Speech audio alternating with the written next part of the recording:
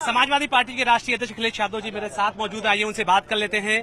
Sir, ठीक एक हफ्ते पहले जो रिजल्ट आया था, आपने उत्तर प्रदेश में नया इतिहास लिखा, नया पन्ना इतिहास में आपने जोड़ दिया। कैसे इतिहास बनाना संभव हो पाया सर? देखिए, चुनाव जनता ने लड़ा और जनता ने ये महसूस किया कि उसका संविधान, उसके हक अधिकार खतरे में हैं। और मुझे खुशी है इस बात की कि जनता ने पीडीए पर और इंडिया गठबंधन पर भरोसा किया और उसका परिणाम ये हुआ कि जो लोग कहते थे कि डबल इंजन की सरकार है, जमीन पर जो चीजें नहीं दिखाई दी उसकी नाराजगी देखने को चुनाव में मिली उनके खिलाफ। और उसी का परिणाम ये है कि भारतीय जनता पार्टी बहुत बुरी तरह हारी। जहां हम लोग खड़े हैं, फरक्काबाद बगल की कॉन्स्टिट्यूंसी है, प्रशासन ने और खास करके वहां के जिलाधिकारी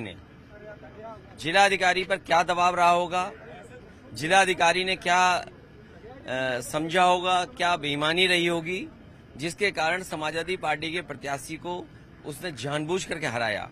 ये बातें भूलने वाली नहीं हैं कि जो अधिकारी अपने पद पर रह करके जिसको सब भरोसा करते हैं कि आईएएस हैं, आप अधिकारी हैं, निष्पक्ष करेंगे, निष्पक्ष तरीके से फैसला देंगे, लेकिन पता नहीं क्या बात थी कि जिलाधिकारी और वहां के प्रशासन पे न जाने किस बात का दबाव था कि जहां समाजवादी पार्टी जीती उसको हरा दिया।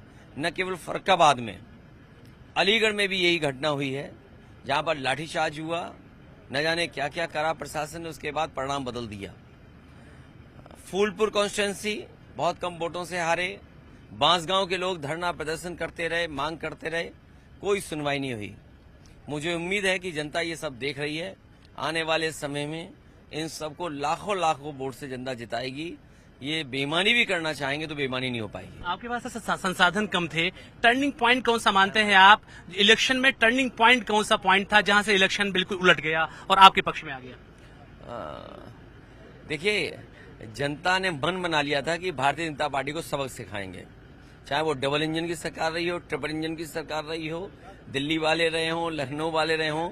जनता मन बना चुकी थी कि उन्हें सबक सिखाएंगे, क्योंकि उन्होंने पीडीए के अधिकारों को छीना है, उनके हक को छीना है, आरक्षण के साथ खिलवाड़ हुई है, जाति गणना नहीं की है, महंगाई बढ़ाई है, बेरोजगारी बढ़ाई है। मुझे उम्मीद है कि अब उन्होंने सरकार जो तोड़ से या सहयोग से बना ली है, अग्निवीर व्यवस्था खत्म होगी, नौजवानों को नौकरी रोजगार मिलेंगे और जो बड़े बड़े झूठे वादे इन्वेस्टमेंट में किए थे, कम से कम जमीन पे इन्वेस्टमेंट दिखाई देगा। आखिरी सवाल सर, पीडीए जारी रहेगा?